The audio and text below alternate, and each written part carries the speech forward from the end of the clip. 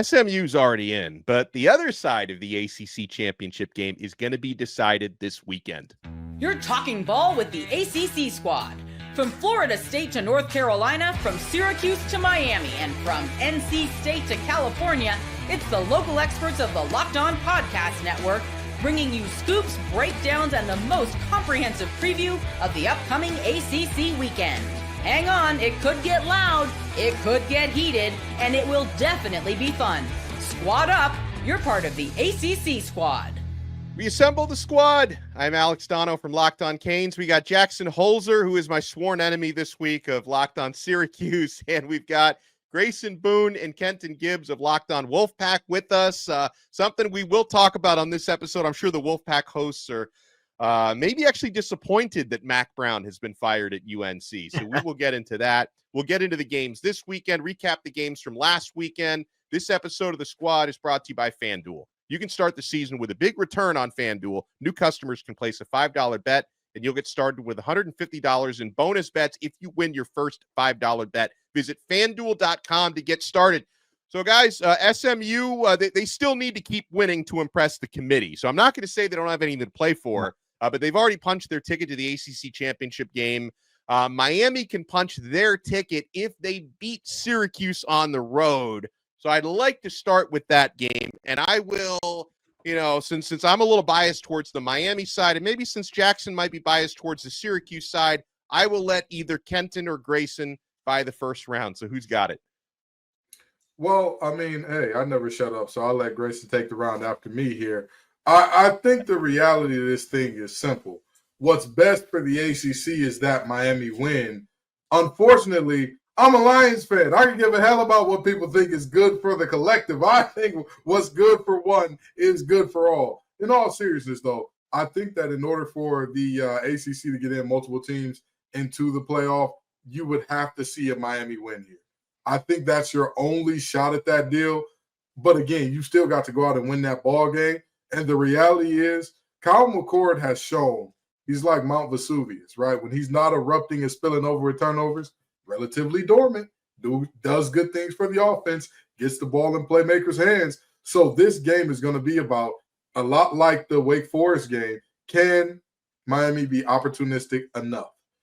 We all saw Wake Forest driving to either tie or take the lead. Then all of a sudden, Miami's defense is opportunistic enough to turn what could have been 10-10 into 17-10 by an excellent pick six. So I look at this game and I say the same thing. Can Miami's defense be opportunistic enough? Because I don't think that they'll have a problem scoring on Syracuse's defense. I really and truly don't. I think highly of the mob and whatnot, but I mean, this is the best offense, one of the best offenses in the nation. So I think Cam Ward and company will be able to move the ball, but defensively, can you get a stop? Yeah, I mean, it's the same story that it's been all year for Miami. Can the offense kind of patch up what the defense has exposed in this team? It was true again on Saturday. They took care of business against Wake Forest. However, I had my concerns there late in that third quarter as they entered the fourth quarter. I was like, Miami's not really going to do this, are they? And then they turned on their fourth quarter jets as they've done countless times this year and put that one away. I also want to shout out SMU. First year the ACC conference. They're making it to the ACC championship. I'm not bitter because my team is nowhere near that, but I am genuinely happy for SMU. What a cool moment for those guys. And so they deserve to be in it. They're 10-1. What else can you say about them? I'm looking forward to a very highly contested ACC championship, barring that it is either Miami or Clemson, barring a collapse. But I think it will be Miami. I think they're going to take care of business. SMU versus Miami in Charlotte should be a good one.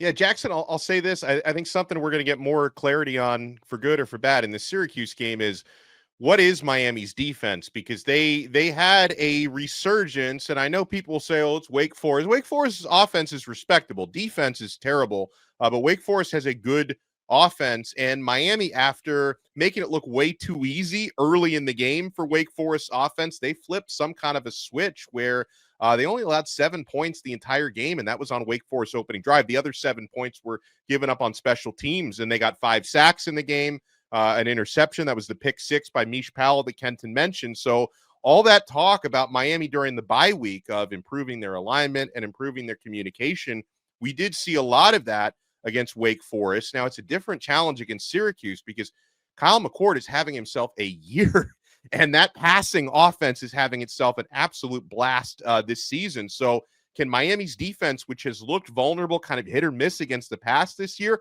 are they going to get gashed? Like, who is Miami's defense really? I can't tell you. What I would say about Miami's defense is this: as kind of Jekyll and Hyde as it can kind of be, do you know who has the number one total defense in the ACC? Miami. It's Miami. I think sometimes we look at their defense and we say, well, that's clearly the weak link.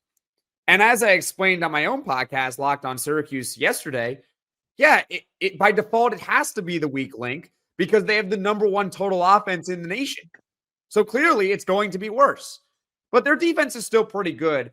And for Syracuse in this game, there are two keys. Number one, you got to win the turnover battle. Like Miami is going to get their yards. They're going to go up and down the field. But you're going to have to turn them over a couple of times. And if you're the Syracuse offense, none. You cannot give Miami extra possessions. You know your defense is probably not going to stop them very much. And number two, you got to be ultra aggressive. This is the time. It's the final game of the regular season. You're not playing for anything tangible. Go for it. This is the time to say, screw it. We're not punting. Screw it. We're not kicking field goals. We're probably going to have to score at least 40 points to win this game.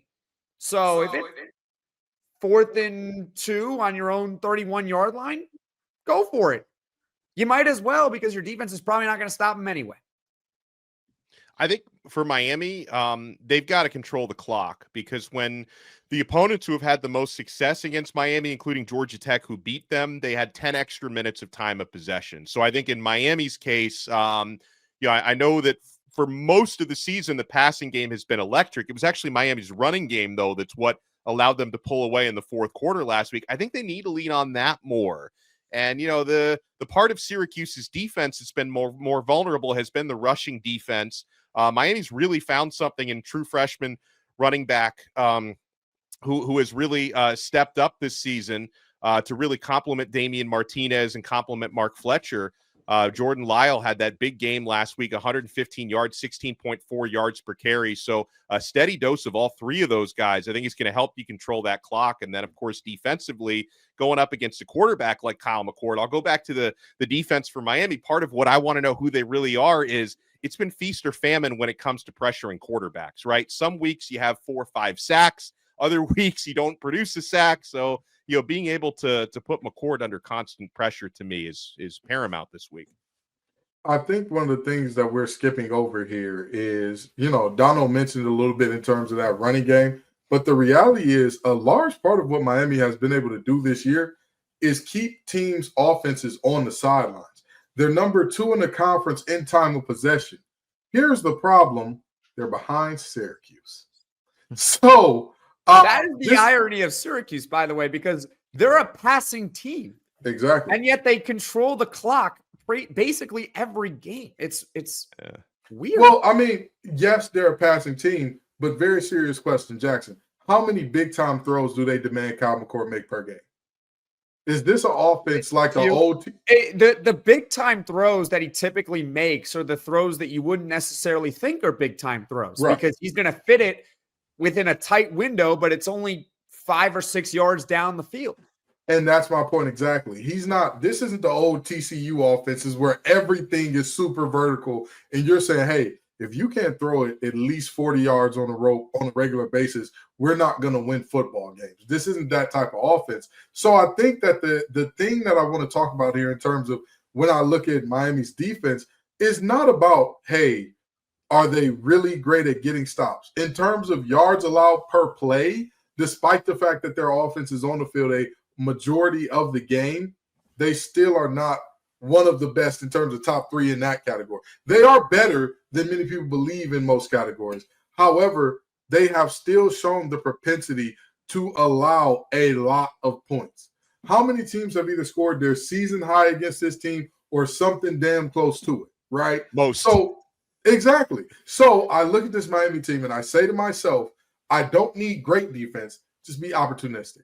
I don't need you to be perfect, but Kyle McCord's going to make 1 or 2 throws. He's going to have 1 or 2 moments that have Syracuse fans screaming, No, no, no. That's going to have Fran Brown's wife screaming, please, I want my husband to wash up. But it's the reality of what we're looking at, that Miami has to take advantage of those moments, or else it could be a very long day in the Carrier Dome. Like I said, his mama named him Carrier Dome, so I'm going to call it Carrier Dome.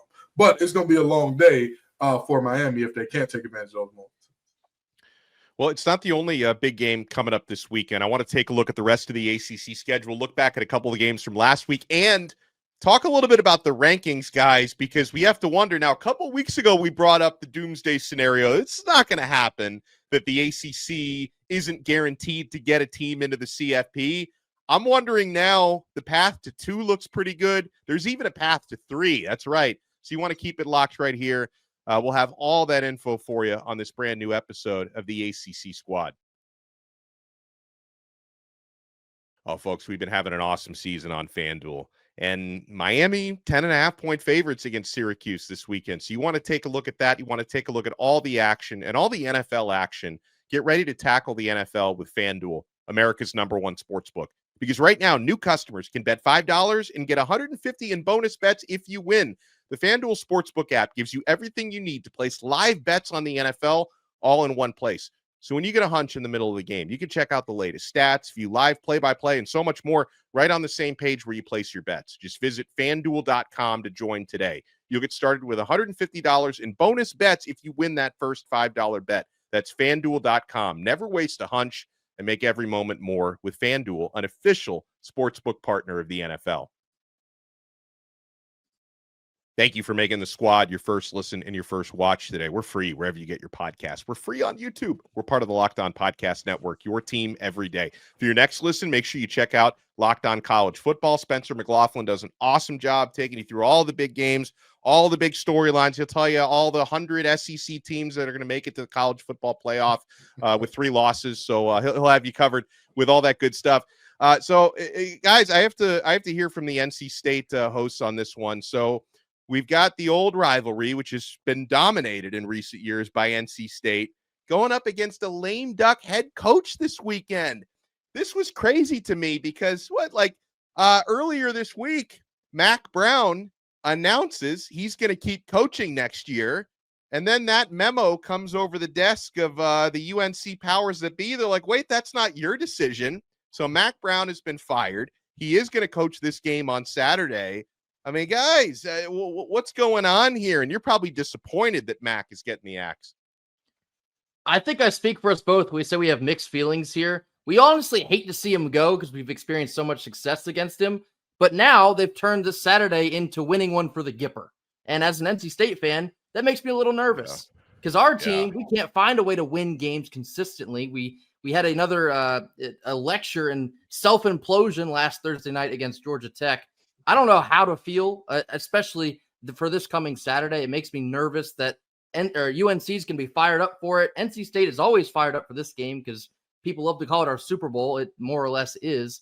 I really don't know how to feel. I mean, I think, is it the right move for UNC? Probably, because he's underperformed for years now. They've wasted countless Heisman level quarterback talents. That's, it's been funny on our side, but for them to move on a day after he said he's planning on coming back, very funny. I think it's very interesting the way they handled this one.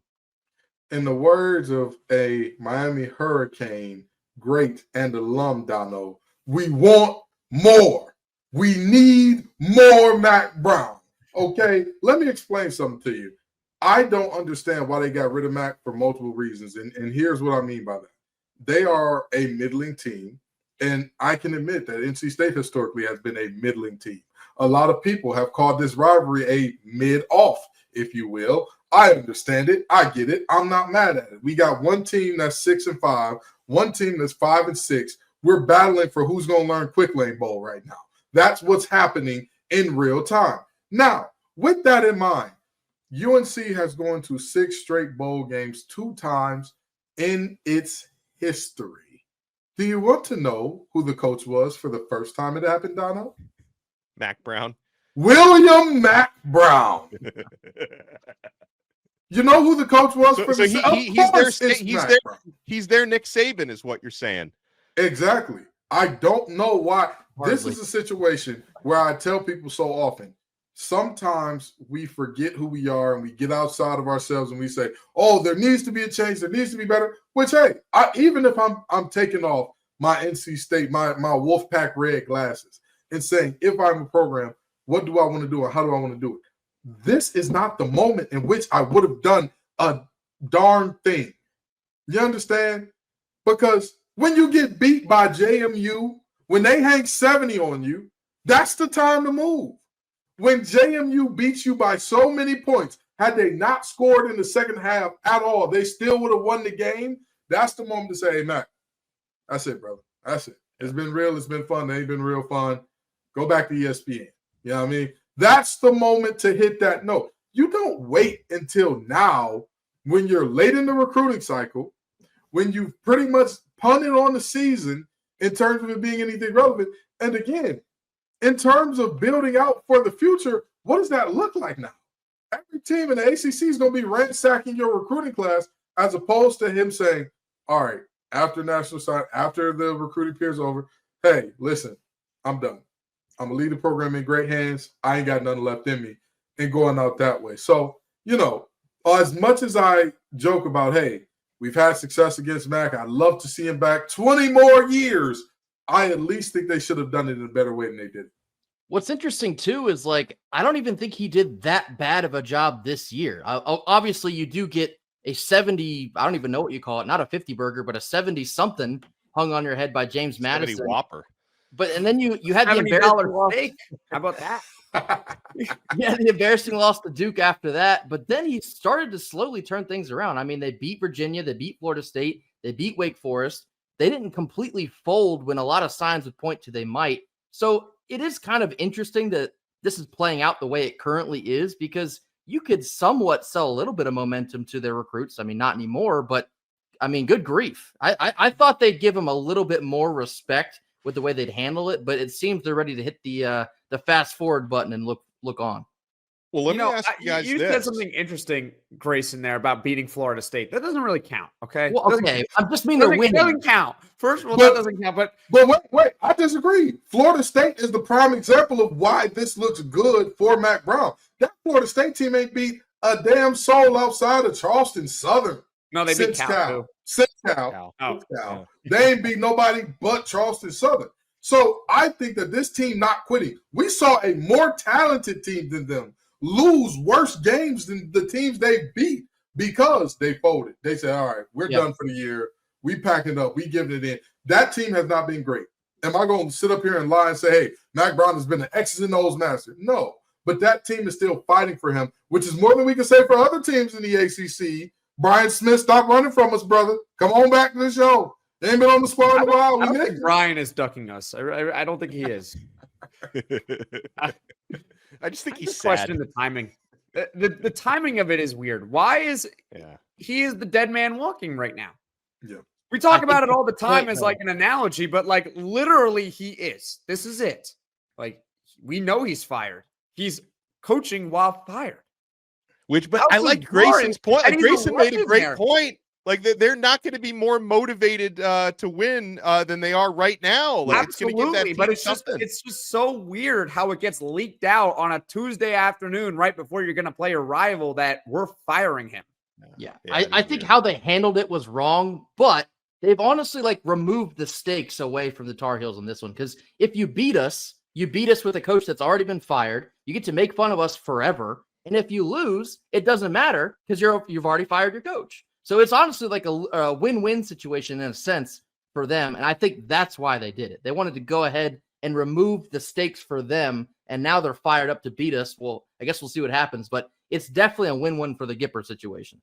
But here's what I want to ask you guys. What would the point been then if they had just kept him? Well, I don't know. Win your 7 and 5 and ask Isaac for that one. Well, let me ask you guys, how attractive is this job going to be? Like I see some of the names being linked to it.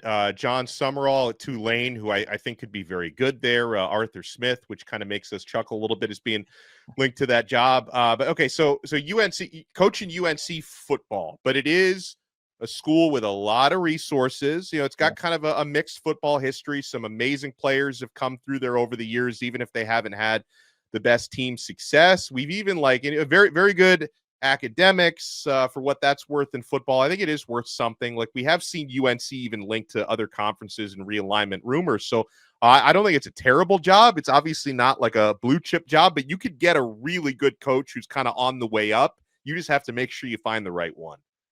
Are we sure that's a school with a lot of resources? Are we 1,000% sure about that? Because last time I checked, there was some board meeting where they couldn't figure out how much the budget actually was and whatnot. But in all seriousness, I do agree that this is a good job. I do agree this is a good job. It's not a great job. This ain't a drop everything and run because, one name that Jackson and I talked about earlier this week being linked with them. By the way, Jackson did a hell of a job filling in for you. Yeah. I'll tell you Seriously. What. We salute to that guy. But I really do look at this job and say, it's a good job.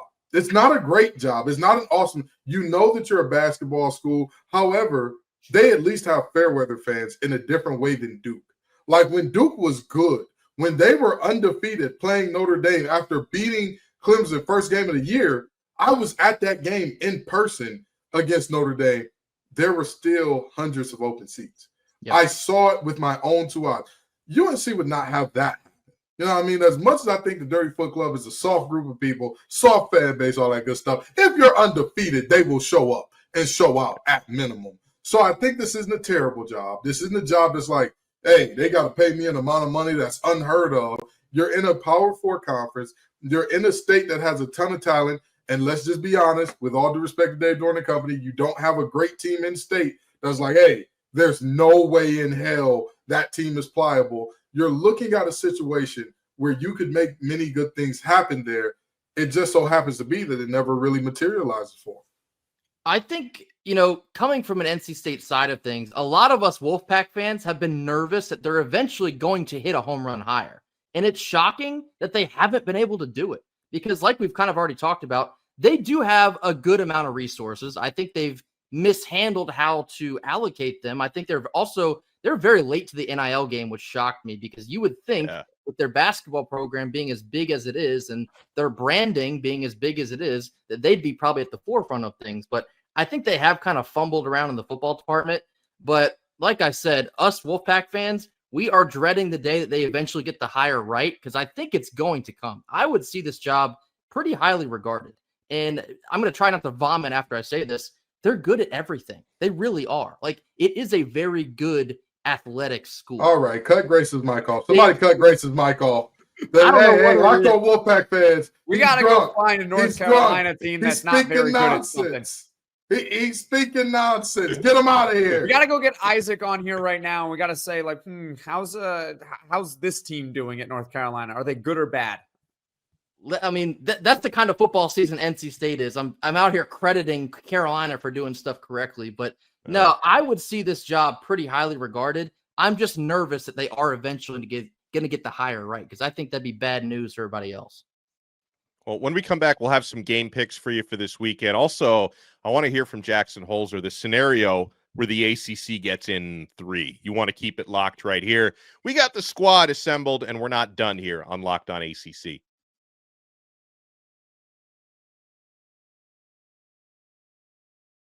Thank you so much for making the squad your first listen and your first watch today. We're available free wherever you get your podcasts. We're free on YouTube. We're part of the Locked On Podcast Network, your team every day.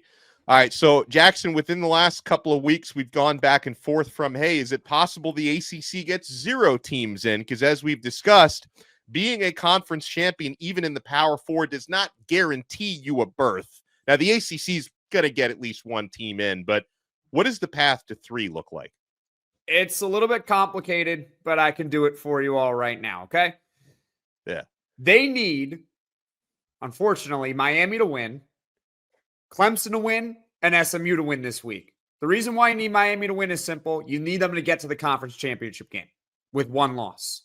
You need Clemson to win because Clemson would then be 10-2, and they would also knock out South Carolina because if South Carolina wins that game, there's going to be talk about them. Maybe they get that 12th spot, right? Clemson wins that game, it's over. South Carolina's out. SMU, they also need to win this game. Okay? They really, really need to win it because if they lose, the committee they're going to look at them with 2 losses and say, unless you win your conference championship game, we're not giving it to you. You got no chance, right? So you need them all to win this week. You also need Texas A&M to lose to Texas because they would then have only 8 wins. You need Indiana to also lose to Purdue. That's unlikely, but that could, I guess, happen because then Indiana would be 10-2. And you know the committee does not want to put in a 10-2 Indiana team. They don't want to do it. They're already disrespecting them. They didn't want to put in a 10-0 Indiana team. They were doing whatever. They were like, forget Indiana. Like they hate Indiana for some reason. So if Indiana loses to Purdue and they're 10-2, they're done. Like it's over for them, right? Yeah. So that's really your scenario there, but it gets more complicated than that because I think the best thing for the conference is if SMU beats Miami in the ACC title game in a close game because that ensures that SMU is obviously in. And because of the branding also of Miami, I don't see them leaving out Miami at 11-2 with a very close loss in the ACC title game to SMU. So that's the scenario there. Yeah, and I'm with you on it. I think the fact, and I have been in recent weeks, very pessimistic of the idea of Miami getting in if they don't win the conference. But the CFP committee has consistently had Miami ranked pretty high, which kind of makes me feel like they're setting them up for your scenario if it plays out that way, right? If Miami beats Syracuse and loses a very close one to SMU, maybe they could still sneak in. And like you mentioned, Clemson, if Clemson beats South Carolina, that not only eliminates South Carolina, but it's also would be considered a quality win for Clemson, who would finish a strong 10-2. So I could see it. Like I could definitely see that path to 3. What do you guys think? I wholeheartedly agree. But I want to add in something that I added in earlier in the week. Clemson cannot beat South Carolina close. We have talked about this time and time again. Anytime an SEC team gets beat, especially against the ACC team that matters, oh, that team's just terrible. They're just the worst. You have to make definitive work of South Carolina because if that game is close, there will still be the argument of, well, you barely beat a 3-loss SEC team, despite the fact that this is an SEC team that people are saying, well, if they beat Clemson, should we talk about them in playoff consideration? It's just how the cookie crumbles, and it's just that circular logic of strength of record based on preseason rankings. So that's something that I would also throw in there. And one more thing that I think has to be said that nobody's talking about. Texas A&M and Texas should be an elimination game regardless of how it goes. Texas has not beat a soul. They haven't beat anybody. It's not the reality. Like it doesn't matter. But hear me out. If the committee, and this is, I'm not even talking about perfect world. If the committee was to keep any type of consistency, anything close to consistent from team to team in that 8 to 12 range, right? Or 8 to 15 range. How can you say Indiana doesn't belong in because they lost to the only good team they played by 2 touchdowns? Well, how much did Texas lose to Georgia by? Yeah. What? It's just they're not gonna drop them. I mean, we're recording this before the rankings come out, but I imagine that Texas is not going to be below 3. They're not going to drop from 3 all the way to out. It's just not feasible. Right. Yeah, probably not. But and hear me out. That's why I'm saying the path to this requires the committee to do a little bit of thinking. Because regardless of how we cut or slice it, the committee always has the power. Even if we look at SMU with 1 loss and Miami with a close loss to SMU here, they have the power to leave out everybody except the conference champ. They have the power to do that. I'm counting on them being rational and decent in just that one moment of, well, hell, we like Texas a lot. The brand is huge. Sure, they bring odds. They haven't beat nobody. They are Indiana South. That is who this team is. As much disrespect as people are throwing to SIG, I don't give a damn that Sark is cool and is always saying, that's it, man. Hey, it's already written, guys. Nobody gives a damn. What are you doing on the field? What's the product? I don't care if you got a Manning on your squad. I don't care if you got a best recruit ever on your squad. What are the results? And objectively speaking, if we're talking about how the ACC can get 3 in, you need to have some real conversations about those teams for the ACC to have even a shot at getting 3 in. Because if that's not an elimination game, what happens if Texas A&M wins? that destroys your scenario, like you've already said, Jackson. I don't think that's right. I'm sorry. If Texas A&M wins, I mean, everything they're in, probably. Yeah, they probably are. Well, let's take a look at a few of the non-conference games involving ACC teams. Guys, tell me if you're expecting wins or losses here. You know, we have Clemson, as we mentioned, 17th ranked Clemson hosting 18th ranked South Carolina, annual rivalry game. Big opportunity for both teams, quite frankly. Louisville at Kentucky. Louisville favored by 4. Clemson, by the way, favored by 2.5 at home against South Carolina. So that's basically a toss-up according to the odds makers. And how about Florida State hosting Florida? Any shot there? No, there's not. Let me tell you something. They're only 14.5-point dogs, which surprised me. I thought that'd be closer to 20. Unless DJ Lagway lags out of the game, there is no way that Florida State wins this game. And hell, even if DJ Lagway decides to not play football at all that day, this Florida State team is quit. They've given up. They've tapped out. They have no shot. That is a depleted, defeated, giving up, quitting team. They're done for the year. They're more worried about the courts than they are the field. And I'm not talking about basketball. I mean the courts that include judges, bailiffs, and all that type of stuff. Yeah. Aren't they not very good in basketball either? That's what I said. That's what I'm saying. They're not worried about the basketball court either. The courtroom. They worry about the courtroom. That's the only place they worried about this year. They're just losing everywhere. There's a clause apparently in Billy Napier's contract where so you know he got job security now. He's coming back another year at Florida. Well, if he actually loses this game, they might fire him anyway. Revoke it. They might just revoke it. They're going to come up with some clause in the contract that says, we're going to let you go early. I think Florida's going to win, but if they don't, I would laugh hysterically. Same here. But and listen, Florida, honestly, they have done such a – and Billy Napier, I give him credit. DJ Lagway, of course, has really been the spark plug for that program this year. But, you know, about a month ago, almost every Florida fan wanted Napier fired.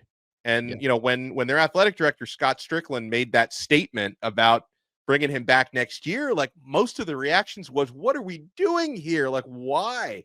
And they have so successfully turned it around on the field. And obviously, they're not going to contend for a national title or anything. Like their ceiling is 7 wins this year. But from where they were to now be in play for 7 wins, it was an impressive turnaround. And they're crushing it on the recruiting trail. And a lot of that has to do with endorsing and throwing their weight behind Billy Napier. I mean, they're doing it the right way. I know Mike Norvell is going to be back next year, but Florida State, they're losing recruits left, some of which are flipping to Florida. So they're losing recruits left and right, whereas Florida has had a resurgence. So yeah, that game is probably not going to be close, but like you said, Jackson, if it is close or if Florida State pulls off the upset, there's going to be a lot of laughter come Monday. Any thoughts, guys, on any of the other conference or non-conference games coming up this weekend? Just before we leave this topic, I want to say one more thing about how Florida is benefiting. Florida is benefiting from the Florida man effect. You know, when you think that like you and your old lady are getting into some type of disagreement and she's just like, oh, you're the worst. And then you see some article that says Florida man does something ridiculously bad. And you're like, I'm not that guy. I'm not him. Florida is looking around like, I may not be a good team. We're not the nose. We're all right. So, you know, just a small thought there. Yeah. Well, I appreciate all of you guys taking the time. I appreciate our listeners and our viewers. If you're watching us on YouTube, make sure to smash that like button. Subscribe on all the channels. This episode is available on every ACC team channel, on Locked On ACC. You can watch it, of course, on Locked On Syracuse, Locked On Wolfpack, Locked On Canes, all the other ACC channels. And everyone have a happy Thanksgiving coming up. We will talk to you guys next time on another episode of the ACC Squad. We are part of the awesome Locked On Podcast Network, your team every day.